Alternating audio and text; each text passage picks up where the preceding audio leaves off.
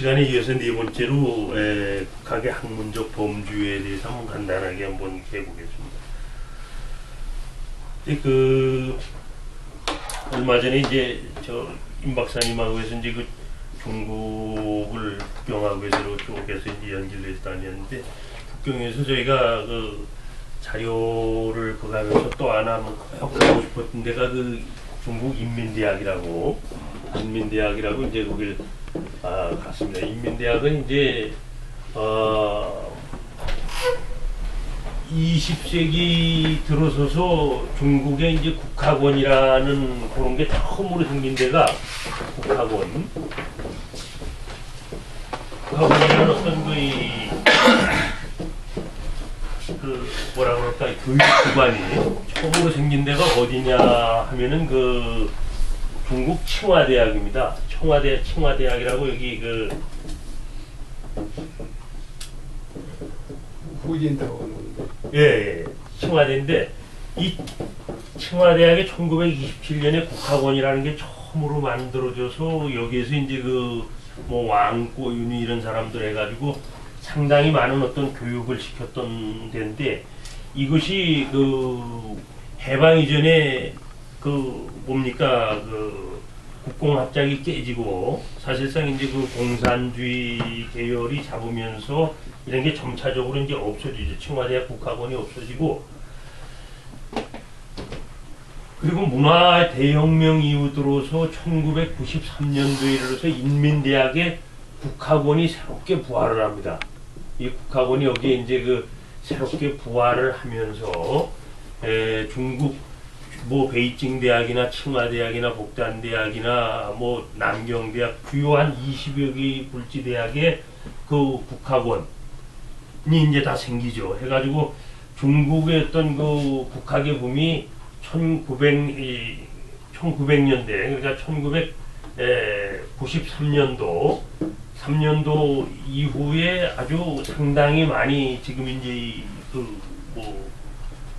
고개를 들고 움직여지고 있습니다만은, 그래서 이제 저희가 임 박사님하고 이제 인민대학을 한번 방문해서 인민대학 국학원이라는 이런 데를, 이게 도대체 이제 어떤 모양을 하고 있고 또 어떤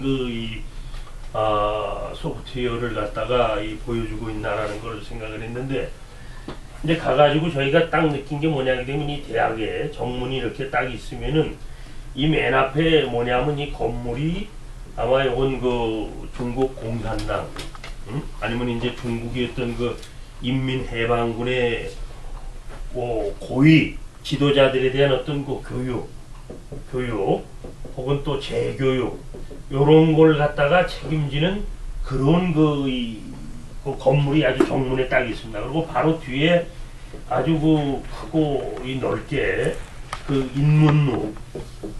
인문로라고 해서 이제 그러니까 인문관이죠. 우리로 치면 인문관이라고 그러는데, 이게 여기에 이제 인문관 딱 해서 자리를 잡고 있습니다. 그래서 이 인민대학의 어떤 기본적인 정신 자체가 뭐냐 하게 되면 인문, 그러니까 여기에 이제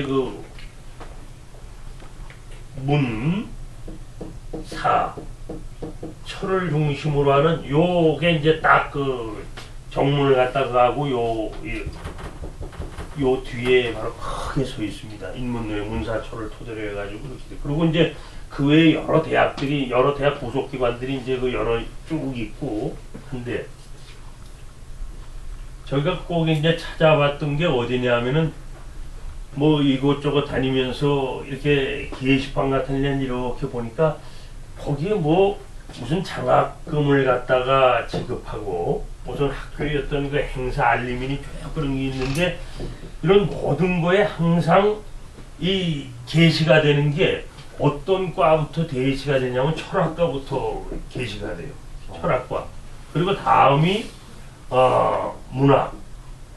그리고 다음이 역사가 게시가 됩니다. 그리고 다음이 뭐냐 하게 되면 국학과. 그래갖고 철학과 아무개, 문학과 아무개, 역사학과 아무개, 국학원 아무개 해가지고 이제 장학금은 장학금 명단이 이렇게 쭉 나오고, 다음이 뭐냐면 경제입니다. 다음이.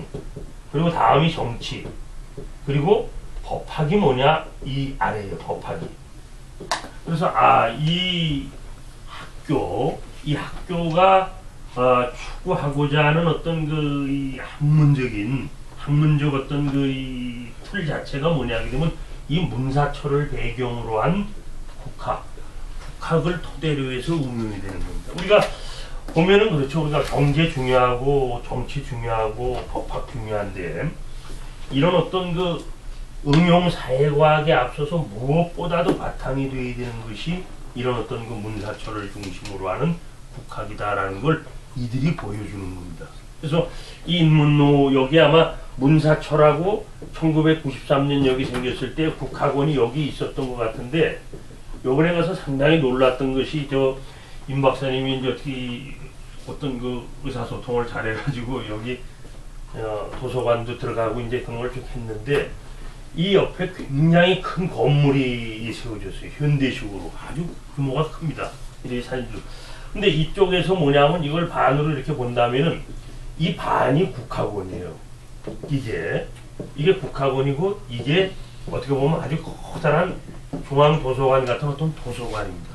그리고 이들이 국학원 건물 자체가 이 건평 자체도 그렇지만 그 높이도 한 우리로 보면 한 5, 6층 이상 되는 것 같아요. 그런 어떤 거대한 거기에 국학원이 딱 자리를 잡고 있고 그래서 이 중국이 지금 생각하는 이 국학이라는 것이 뭐다라는 걸 갖다가 한눈에 우리가 볼 수 있는 걸 우리가 봤습니다만은 이 국학원의 그 교장 우리로 친다면은 이제 그 인민대학의 총장이라고 볼 수 있죠. 인민대학 총장 거기 지바오청이라고 이제 기보성이라는 사람이 있는데 이 기보성이라는 사람의 그게 뭐냐? 인민대학의 국학원 출신자들은 뭘 하는 학생이어야 되느냐? 문사철을 갖다가 토대로 한 자기의 어떤 그 특기 있는 학문을 갖다가 개척하라는 겁니다. 문사철을 토대로 한. 이 문사철을 토대로 한 그러니까 국학을 토대로 한 정치, 국학을 토대로 한 경제, 국학을 토대로 한 법학 이런 것들을 아주 강조하고 있는 게 이 지바오청이라고 이제 인민대학교 총장의 어떤 그 교육 방침이기도 한데 이런 걸 보면서 이 사람들이 지금 그 국학이라는 거를 어떻게 학문화시키고 어떤 그 궤도에 올리려고 노력을 하는구나라는 걸 갖다가 이 감을 잡았습니다만은 오늘은 이제 그래서 국학의 학문적 범주 그래서 이제 저도 한번 생각을 해보는 것이 뭐냐면 국학은 궁극적으로 문사철이 토대가 돼야 된다라는 걸 갖다가 얘기를 하려고 그러는 겁니다. 우선 첫 번째 국학은 통섭이다. 이제 학문이라는 것이 이제 분과로서 재미보던 어떤 서양의 어떤 분과적인 것보다도 동양에서 늘 그거 하지만은 학문이 융합, 융회. 흔히들 인문학적 순수학문보다는 실용학문이 중요하다고 생각을 하죠. 실용학문이 아무래도 실생활과 직결되고 이게 아무래도 취직 출세하는데 좀 더 우리에겐 가까운 학문이 실용학문. 반면에 인문학은 실용적 삶과는 거리가 멀죠. 당장 계량하기 힘들고 적용하기도 힘듭니다.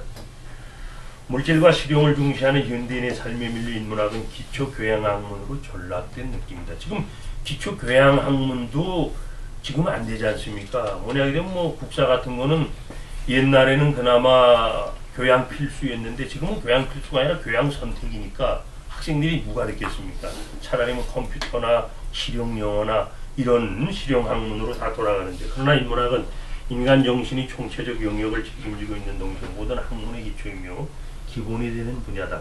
인문학을 외면할 수 없는 이유라는 겁니다. 우리가 왜 서양 같은 데서도 어떤 이 뭡니까 하나의 큰 경제학파가 나타나고 뭐 우리가 프랑크푸르트 학파다 시카고 학파다 뭐 이런 게 쭉 나타날 때 거기에 토대가 되는 건 경제학이나 정치학이 아니죠. 거기에도 궁극적으로 철학이니 이런 어떤 인문학이 토대가 돼서 하나의 학파가 나름대로 어떤 돌아가고 나타나고 이러한 인문학적 고민과 앞장의 인문학적 사상을 토대로 한 국학 개념을 연재하고 국학의 학문적 범주에 대한 고민을 우리가 좀 할 필요가 있다.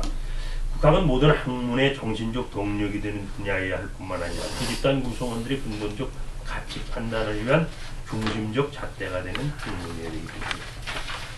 국학의 어떤 학문적 범주라 할 때, 국학적 범주할 때 범주라는 어휘는 본래 서경에 나오는 홍범구주에서 유래했다고 그러죠. 홍범구주에서 온임금의 정치 질서 규범과 관련이 있는 것입니다. 한편 철학에서 이 범주 카테고리란 본지 논리학적 용어로서 몇 개의 가장 일반적 고차적 유형의 사고 형식이나 존재를 가리킬 때 우리가 카테고리라는 얘기를 많이 합니다.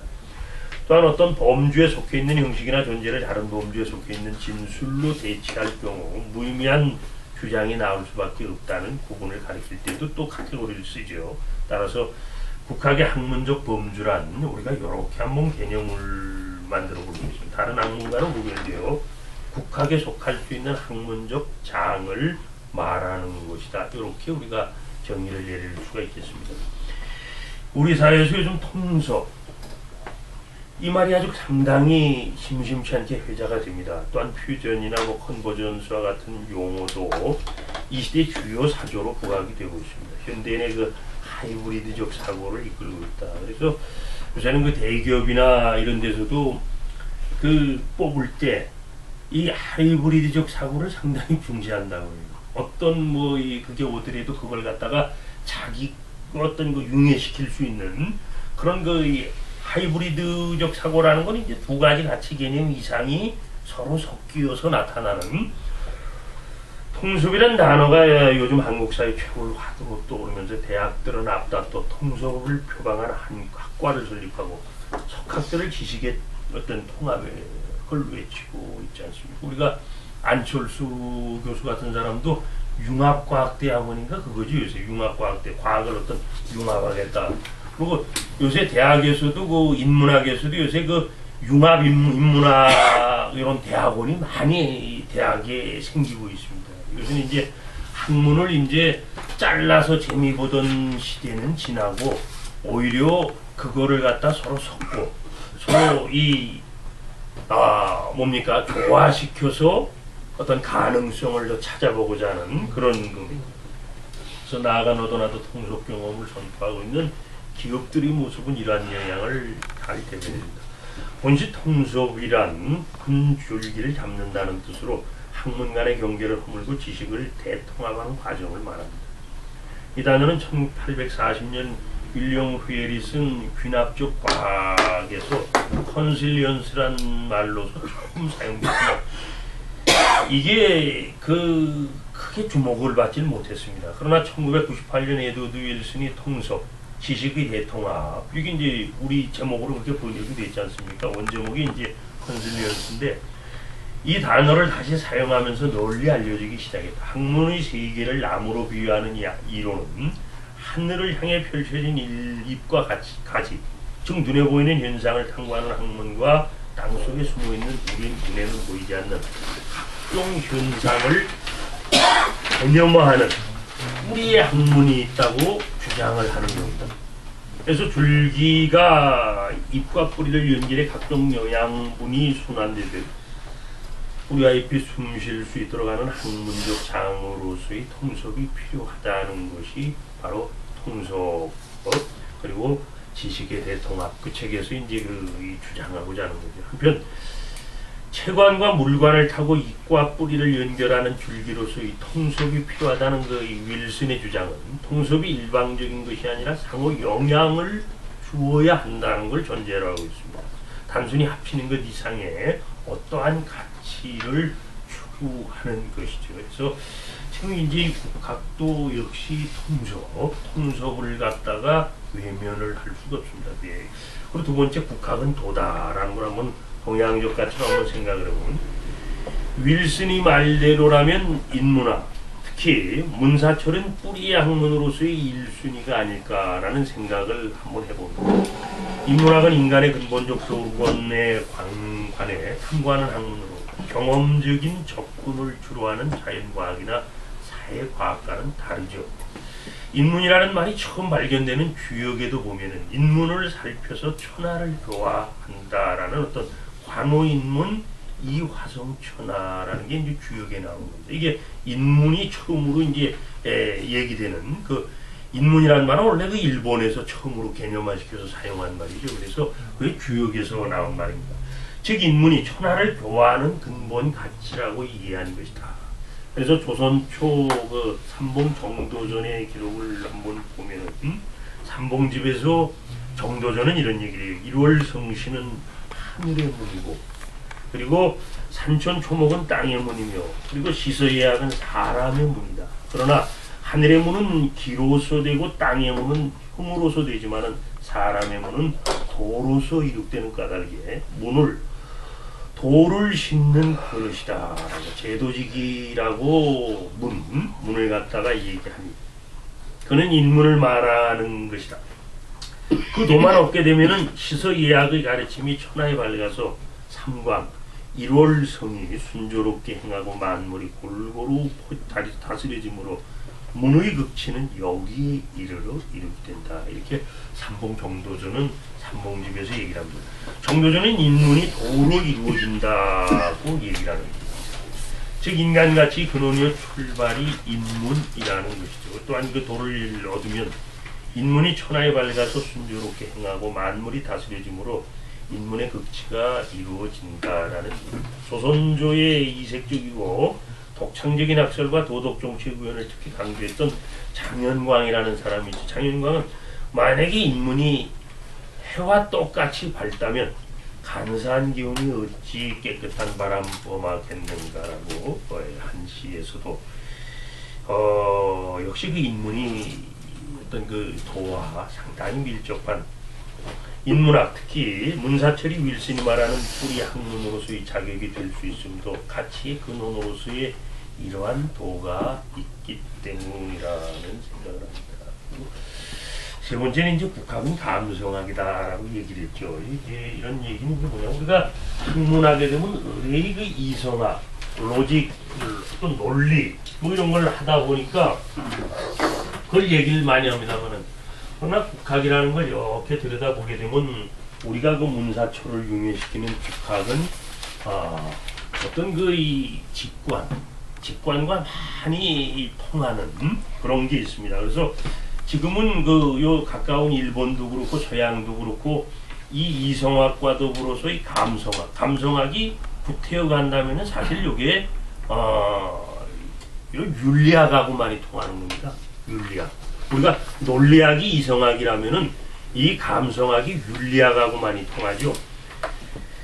아무튼 우리 삶 속에서 통솔이라는 말은 이제 사회 현상의 일부입니다. 이건 우리가 이제 거스를 수 없는 대세로 지금 흘러가고, 또한 이러한 분위기가 한국 사회의 어떤 결과물을 만들어낼지도 주목됩니다. 우리 고유의 접하군생이 같이 이렇게 새삼 관심을 끄는 사상소를 할 수 있습니다. 어떤 가치나 제도와도 쉽게 어울려 창조적 지향을 도모했던 과거의 경험이 우리에게 있다라는 것이죠. 이러한 운해적 삶을 소중히 해온 우리 한국인의 성정에서 기인한 것이 아니냐, 이렇게 얘기합니다. 한국인은 논리적으로 차근차근 따지는 것보다 어울려 융해하는 것을 좋아했다. 즉 좌뇌적 학문으로 치달아온 우리 분석적 경향을 직관과 종합이라는 운해적 학문으로 바꾸는 작업이 국학적 사고가 아니겠는가. 근데 이런 어떤 이 운해적 사고는 이미 서양에서는 오래전부터 우리가 정신분석을 그 프로이드 이후에 상당히 많이 그랬던 그 칼 구스타프 융도 그가 궁극적으로 뭘 보고서 나름대로의 그의 어떤 그 이 정신의학을 한 단계 끌어올렸다고 그럽니까? 주역을 보고 그래야 되죠. 주역을. 이 주역을 보고서 이 융이라는 어떤 이 심리학자는 이 주역의 그 뭡니까? 우리가 흔히 뭐 희첨을 난다면 그 역점을 치지 않습니까? 근데 자기가 이성적으로, 과학적으로, 논리적으로 접근하다가 안 되는 부분에 대해서 주역점을 통해서 그걸 하니까 그게 확률이 굉장히 많이 들어맞더라라는 겁니다. 그래서 이 사람이 동양적 사고, 특히 이제 주역에 상당히 몰입했던 사람이 이제 융인데, 융 역시 그런 어떤 그 이성적 사고에서 감정적 사고, 좌뇌적 사고에서 우뇌적 사고로 돌아오는 중요한 어떤 그 틀을 갖다가 동양 학문에서 이제 그걸 하는데, 그 양쪽 뇌의 기능이 서로 다르게 작용한다는 뇌의 기능 분화에 관한 연구에 따르면 좌뇌는 언어로 생각하고 우뇌는 감각적 개념으로 생각한다. 이 이미지로 많이 읽는다고 그러죠. 스크린으로 이렇게 그 뿌리고 간다라고도 그러는데, 즉 좌뇌는 언어에 의존하여 상징적, 논리적, 분석적, 계열적이며 우뇌는 심상에 의존하여 시간, 공간, 직관, 전체적인 특성을 갖는다. 그러니까 이 감성적 사고, 즉 운해적 사고는 융해 학문, 통섭 학문과 뗄래야 뗄 수 없는 그런 사고 기능의 하나다, 이렇게 생각을 해볼 수가 있습니다. 따라서 좌뇌는 읽기, 말하기, 분석적 추리, 수학 등의 과제의 능률적인 반면 운해는 형태 기억, 공간적 자극, 음악 미술 등 비교적 자유로운 과제의 능률적이다. 그러니까 통합적 학문 사고의 이 어떤 그 운해적 사고, 요게 떨어질 수가 없다라고 우리가 생각을 하고 있습니다. 따라서 문사철을 기본으로 한 통합적 학문으로서의 국학을 자리매김시킨다는 것은 좌뇌적 학문에서 운해적 학문으로의 변화를 말하는 겁니다. 즉 이성학적인 분석에 의해 단절된 문사철을 감성학적 융화에 의한 살아있는 국학으로 살려놓자는 것, 이것이 이제 어떤 그 국학의 중요한 그겁니다. 그래서 국학은 궁극적으로 학문적 범주를 우리가 문사철로 엮어보는 게 어떠냐, 이런 걸 한번 우리가 제안을 해보고 싶은 거죠. 이제는 국학의 학문적 범주를 어떻게 설정하느냐가 문제가 된다. 넓은 의미로서의 국학 범위는 그 국가의 시공을 어우르는 모든 학문으로 간주할 수 있습니다. 이게 어떤 광의적으로 보면 그 국가나 그 국가 구성원들이 일어나는 모든 학문 구조를 다 국학으로 몰아넣을 수도 있겠지만은, 여기서는 인문학의 토대이면서 응용 학문의 정신적 토대가 되는 문사철을 토대로 해야 한다는 것을 제안하고 싶은 겁니다. 문사철은 고전학의 근본인 동시에 사실 이 문사철이 우리가 서양 문화의 토대가 되는 가깝게는 그 기독교 문화, 또 더 깊이 올라가면 어떤 그 그리스의 어떤 그 로마 문화 같은 모든 것이 사실 문사철을 토대로 해서 흘러오죠. 그래서 어떤 분들은 학문을 분석하는 사람들이 보면은 학문의 출발을 신학에서 출발했다라고도 얘기를 많이 하지 않습니까? 어떤 신학, 여기 신학에서 철학에서 이 과학으로 이 분석되는 걸로 이렇게 생각을 많이 하죠. 여기서 이제 우리가 더 나가서 분석과 이렇게 뭐 이렇게 쭉 나오고 하는데, 그러니까 어떻게 본다면 통섭에서 분할로, 다시 분할해서 통섭으로 뭐 이렇게 옮겨가는 과정으로 생각을 해보면 되겠는데요. 그래서 중국은 한무제 당시 유학자 동중서의 건의에 따라 일찍이 유교를 국학으로 채택을 했죠. 어떤 한무제 때.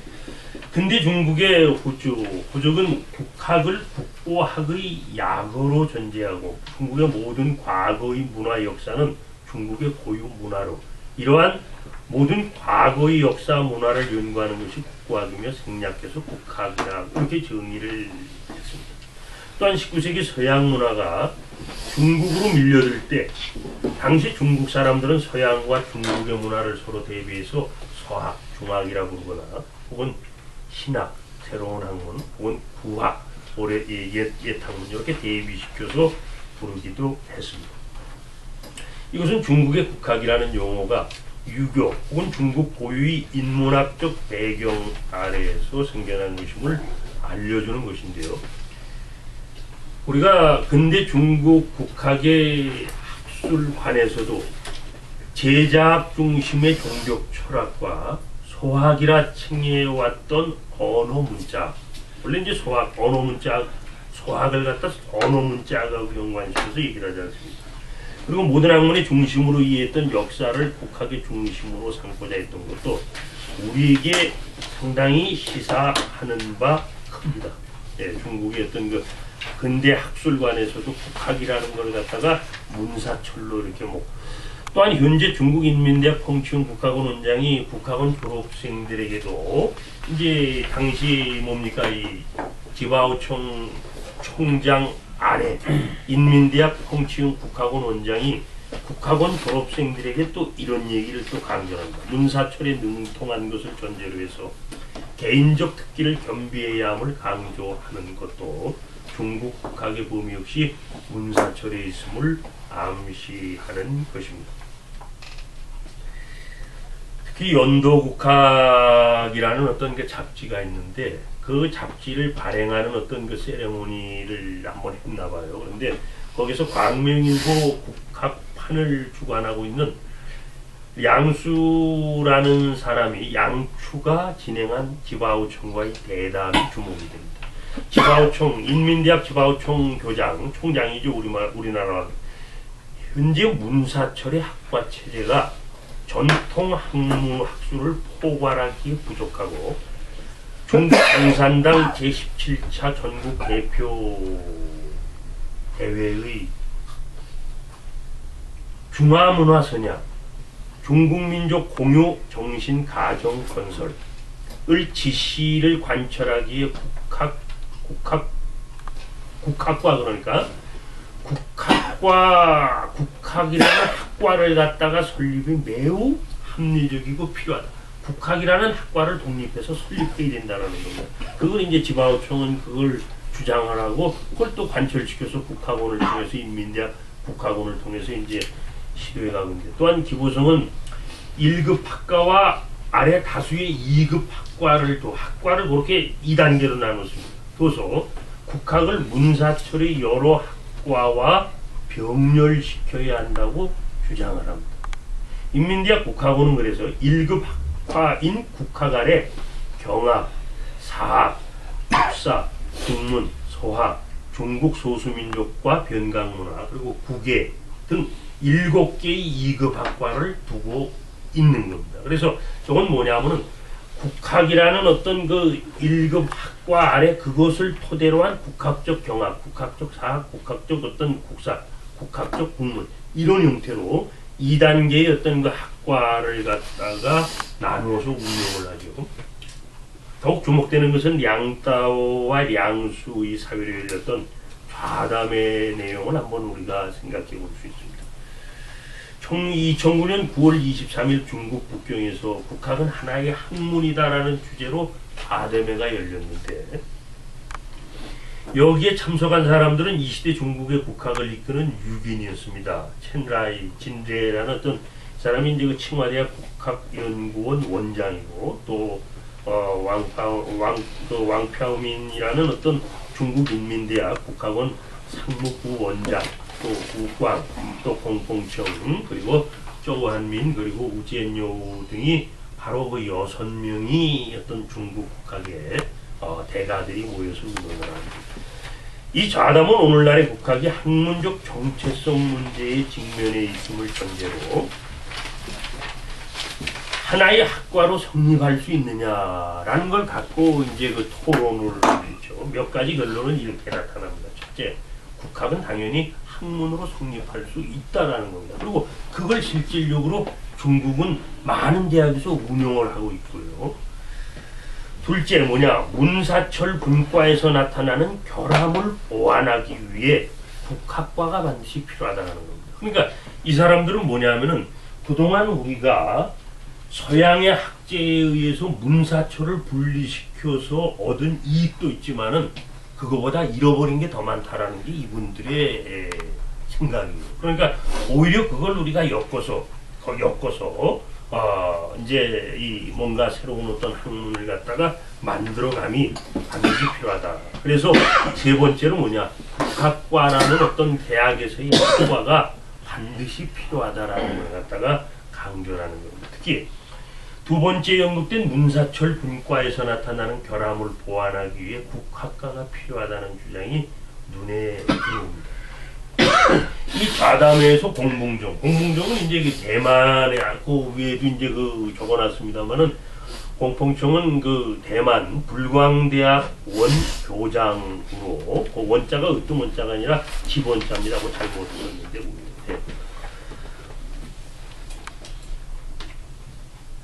근데 대만에 있는 중문계는 모두 국학의 범주인 문사철을 가리킨다고 그랬습니다. 대만의 중문계라는 어떤 학계가 이렇게 대학 안에 있지 않습니까? 그러면 그건 뭐냐면 국학에 보면 문사철을 가리키는데 사고지약 속에 포함되어 있다라고 말을 합니다. 또 오근우라는 사람은 현재 문사철 분과가 나름대로 장점이 있다고는 인정했다. 그러나 그로 인해 중국의 고대 문학, 고대 사학, 고대 철학의 많은 방면이 서로 통해야 하지만 결과적으로 통하지 않는 학문으로 전락했다라는 겁니다. 그래서 오히려 이 고대 문학, 고대 사학, 고대 철학이 밀접하게 융해돼서 이해가 되줘야 되는데 오히려 그 분석으로 인해서 상당히 많이 단절되게 됐다라는 얘기입니다. 따라서 그 우한대학 국학반의 기본 이념이 문사철 분과의 약점을 보완하는 방향에 있음을 강조를 했습니다. 그래서 우한대학에서는 그런 국학과를 통해서 문사철을 어떻게 하면 긴밀하게 융해시켜서 교육하느냐, 그거에 중점을 맞춘다라는 얘기가 되겠습니다. 본시 그 중국 대부분의 고전 저서들이 담고 있는 내용들이 매우 종합적이어서 현실적으로 어느 갈래에 포함시켜야 할지 난감한 경우도 많다. 까닭에 전통적인 학자들은 쉽게 문사철을 하나의 학문으로 이해해야만 중국학의 본질에 다가설 수 있다고 역설을 하는 겁니다. 그러니까 중국의 고전, 특히 이제 중국이 얘기하는 뭡니까? 이 경사자집. 그 중에서도 이제 경을 토대로 한 그런 걸 이해하려면은 문사철을 갖다가 동시에 이 한눈 안경으로 만들어서 바라보지 않으면은 그게 올바로 분석이 안 된다라는 얘기입니다. 위에서 언급한 중국 국학의 학문적 범주가 문사철을 아우르려는 시도도 그러한 이유에 있을 것이다라는 겁니다. 자, 일본의 국학 또한 앞에서 언급한 바와 같이 우리가 전번 시간에도 말씀을 올렸습니다만은 일본만의 문화적 역사적 유산을 회복하려는 노력이 일환해서 18세기 국학운동이 시작된다고 얘기를 했지 않습니까? 그 에도 시대부터 이동해가지고 특히 일본 국학의 집대 성자인 또 우리 노리나가는 고사기가 일본만의 독특한 고도, 즉 신대에 예시된 자연 그대로의 유토피아적 선상태를 나타내는 것으로 보고 후에 불교와 유교의 영향으로 오히려 더럽혀졌다라고 얘기를 합니다. 그래서 그 불교 유교에 더럽혀진 일본의 고대 정신을 우리가 순수하게 되찾아가야 된다는 게 사실상 이 노리나가뿐만이 아니라 이 일본 국학자들의 기본 정신이었던 거죠. 이것은 일본의 국학 역시 일본 고유의 신도와 함께 그들의 문학적 역사적 전통과 불가분의 관계를 다짐을 암시하는 거죠. 그래서 게이츠가 만역집 대장기를 통해 국학의 발단을 마련하는데 만역집 그리고 또 고사기 또 일본 서기도 문학 역사서를 통해 일본 고유의 신도 정신을 찾아내려는 노력이 일본 국학자들의 대부분이었음이 이를 반증한다고 하겠다라는 겁니다. 그래서 이들은 뭐냐 하게 되면 일본 국학은 뭐라고 얘기를 합니까? 중국의 어떤 이 유학 정신만이죠. 중국의 이 중국학의 어떤 토대가 되는 중국의 유교가 어떻다라고 보는 거냐면은 너무 이것이 이성에 치우쳐 있다. 이성에 치우쳐 있다. 그러므로 이들은 뭐냐면 일본 신도를 그거했던 일본 신도의 대표적인 어떤 학자들 대부분이 뭘 그걸 하는가 하면 일본의 어떤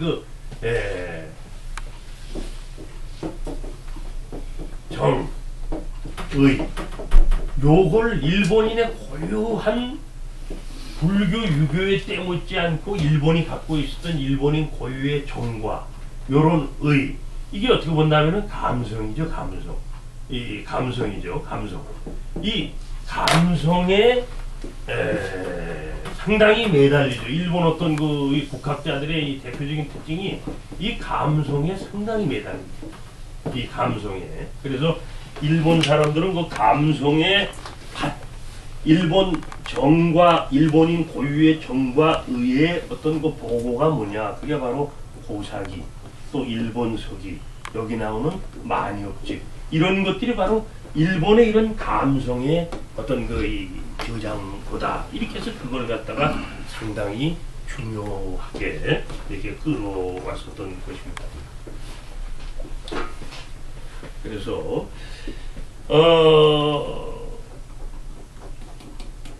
대부분이 뭐냐면 만역지 고사기 일본서기 등 문학 역사서를 통해 일본 고유의 신도 정신을 찾아내려는 노력, 일본 국학자들의 대부분이었음이 이를 반증하고 있다라는 겁니다. 그래서 이들은 뭐 여기 뭐 또 우리 노리나가뿐만이 아니라 뭐 우리가 뭐 가다나 아즈마마로 또 게이추 뭐 이런 사람들 다 보면은 이 문사철에 아주 상당히 민통하고 때로는 역사를 시로, 때로는 시를 역사로 뭐 이렇게 다양하게 이렇게 공상했던 사람들인데 그 예문을 한번 보시죠. 예문을 한번 보면은 사상 학문으로 국학의 체계가 적대성된 것은 강호, 에도 시대부터로 특히 강호 시대 말기부터는 이미 국사, 국문학, 신도학 등의 분야로 분화되면서 나타난다는 거예요. 그리고 명치 유신 이후에는 당시 국가의식 혹은 국민의식의 고향과 서양으로부터의 다양한 문물 유입에 따른 급격한 근대화를 배경으로 하여 일본적 정신의 고향이라는 차원에서 다시금 재창되었던 것이 국학이다. 그러니까 뒤집어 말하면 뭐냐 하게 되면 국사, 국문학, 신도학으로 분류됐던 것을 국학을 통해서 통합 재창하려던 것이 명치유신 이후에 드러나는 겁니다. 따라서 일본의 국학은 넓게 아시아나 인류를 대상으로 둔 것이 아니라 당시 일본인이 안고 있던 현실적 과제에 대응하고자 하는 목표를 지니고 있었으며 어디까지나 일본인 자신의 주체성을 중요시한 학문이었다라고 얘기합니다.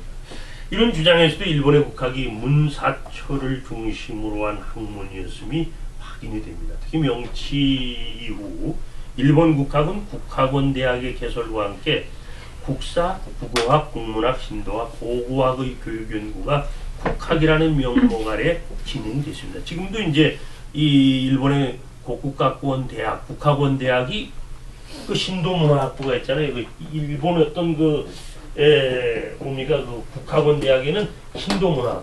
물론 이 일본 국학원 대학은 국립대학이 아닙니다. 사립대학인데 이 신도문화학부.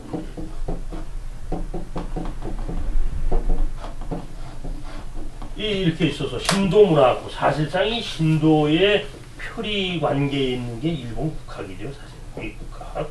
이 뒤집으면 신도고 또 뒤집으면 국학이 되는데 이런 신도문화학부가 있어서 나름대로 일본 국학의 문사철과가 연관이 되는 모든 것이 여기서 사제학과도 있고 신도 사제학과, 이 신도 성직자도 만들어내고 신도문화학부도 있고 여러 가지가 이제 되는데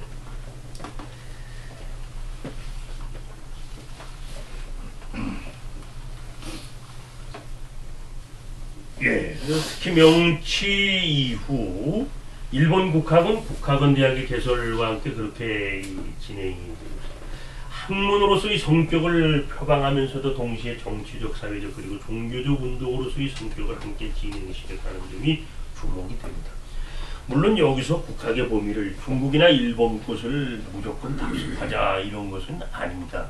물론 아니죠. 그걸 우리가 이제 하나의 뭡니까 우리가 자료로서 한번 보자라는 건데 중요한 것은 국학이란 국가를 지탱하는 보편적 근본학이라는 점을 전제로 응용학문 이전의 순수 기초학문, 즉 어문, 역사, 철학을 중심으로 한 학문으로 이해를 해보자는 겁니다.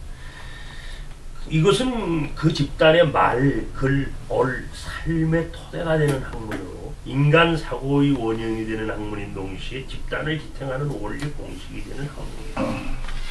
우리가 기초학문을 전제로 한 응용학문은 가능하지만 응용학문을 전제로 한 기초학문은 보장할 수 없다라는 것이 대부분 어떤 가치학문을 하는 사람들의 주장입니다. 우리가 기초학문을 통해서 응용학문은 우리가 얼마든지 가능하지만은 응용학문을 통해서 기초학문을 갖다 제부해서 만들어 놓는다는 건 거의 불가능하다라는 얘기입니다. 이와 같은 논리에서 우리가 공감을 하는 거예요. 또한 인문과학은 사고, 인간의 어떤 생각의 학문으로 변화를 선도할 수 있다는 것과 우리 학문의 국제적 위상과 세계사적 사명에 대한 자각을 뚜렷하게 하고 보편적 의의를 찾는 이론의 일단을 그 속에서 이미 이루고 있습니다. 경험을 나누고 성과를 확대할 수 있는 학문 역시 인문학이다. 이 조동일 교수 같은 사람들은 이제 우리 학문의 길이라는 어떤 새로운 주장을 하는 어떤 그래서 이런 얘기를 이 사람들이 그래서 어떤 그 인문학의 중요성을 상당히 강조하기도 하고 하는데 이 문사초를 중심으로 한 국학의 범위 설정이 더욱 설득력을 얻을 수 있는 게 아닌가 이렇게 생각을 하죠. 나아가 문사초를 토대로 한 이러한 사고 학문으로서의 국학이 정립된다면 사회학문이나 자연학문을 포함한 제학문, 여러 학문의 원론으로서의 학문학이라는 역할도 가능해집니다. 앞으로는 이제 학문을 서로 뭡니까? 이 소통케 하고 학문을 서로 중간에서 나름대로 어떤 규율하는 그런 학문학이라는 것도 지금 이제 하나하나 고개를 들고 있지 않습니까? 학문을 갖다가 정말 배우는 정말 학문 간의 학문 뭐 이런 걸 갖다 하는 학문학이라는 어떤 역할도 가능해질 것이다. 여기서 학문학이란 학문의 원론적 역할뿐만이 아니라 학문 간의 갈등 대립을 제한하고 조율시키는 뭐 태어 우리 고전에서 한번 찾아본다면 접하문학의 학문을 말하고자 하는 의도도 있는 겁니다. 접하문학 이렇게 요새는 뭐 학문끼리 초도 양보를 서로 안 하고 인문학 분야에서도 지금 우리나라에서는 특히 더 그렇지 않습니까? 역사학과 문학 또 문학과 철학 이게 서로 아주 팽팽하게 단절이 돼가지고 결코 서로 받아들이지 않는 어떤 그런 게 분명하게 있지 않습니까? 물론 이것은 학문의 개별성을 무시하자는 것이 아닙니다. 총체성만을 주장하고 좀도 아니죠. 학문의 부심운동으로서의 국학을 통해 원심운동으로서의 재반학문과의 원만한 어울림을 지향해보자. 아까 우리가 인민대학 거기에 이렇게 보면은 문사철 관에 국학을 딱 놓은 이유도 아마 그런 것 같습니다. 그래서 문사철을 토대로 한 자기 어떤 특기 있는 학문, 그거의 어떤 그 전체적인 어울림들이 그걸 규율하고 그걸 갖다가 통섭하는 학문이 국학이라고 이제 아까 중국에서는 얘기를 하는 것 같은데 일각에서는 우리 문사초를 토대로 국학을 세우자는 것이 고립성과 주관성의 함정에 빠질 수 있다고 나무랄 수 있습니다. 특히 이제 우리 사회과학을 하는 분들이 많이 그래요. 왜냐하면 우리나라는 특히 사회과학이 우리 어떤 우리 사회의 우리 경제, 정치, 법학 이게 우리 주도하고 있는 거 아니겠습니까? 그러니까 이런 어떤 그런 걸 많이 나무랄 수 있습니다. 그러나 인문학의 토대인 국학은 자연학문이나 사회학문과는 다르죠. 가령 자연학문은 국가를 초월하여 동일한 규격과 방법의 학문 구조를 가질 수가 있습니다. 그죠? 우리가 공학이나 이런 것들을 보게 되면 이건 그 속에 정체성 이전에 사실상 효율성을 얼마든지 강조해서 변화해 갈 수가 있는데 학문의 또 가령 그렇고 또한 사회학문으로서의 정치학이나 경제학, 사회학 등도 국가를 넘어선 규격화된 학문 구조가 나타납니다. 이건 쉽게 그러나 우리의 언어, 우리의 역사, 우리의 철학을 다른 국가 집단과 동일하게 운용한다는 자체가 결코 쉬운 게 아니죠. 그러니까 나름대로 역사를 가진 문사철을 갖고 있는 집단이 다른 것과 우리 걸 그거에서 쉽게 이렇게 호환되는 그런 걸 만들어내는 게 쉽지가 않죠. 가령 본다면 우리 한글하고 영어를 갖다가 이런 것도 당장 의미한데 혹여 제 나름의 역사성을 가지고 있는 집단에서 이런 현상이 나타난다면 문화적 종속과 모방이라는 평가를 피해갈 수가 없습니다. 이건 반드시 그러니까 이런 자연학문이나 사회학문과 달리 인문학이 다른 것과 그거 할 때는 반드시 종속과 모방으로 나타날 수밖에 없다. 이건 우리 역사 경험도 얘기를 하지 않습니까? 우리가 전번 시간에도 한번 언급을 드렸습니다만은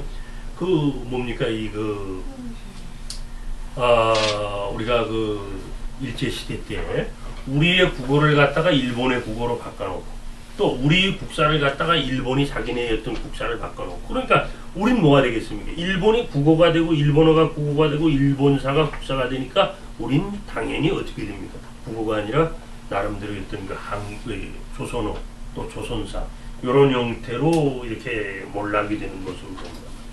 지금 문화인류학에서 말하는 용기 문화, 규범 문화는 국가 간의 호환적 작용에 의해 삶의 질을 높일 수 있지만은 관념 문화의 호환은 반드시 지배 종속으로 나타난다는 이게 동서양 역사가 얘기를 하지 않습니까?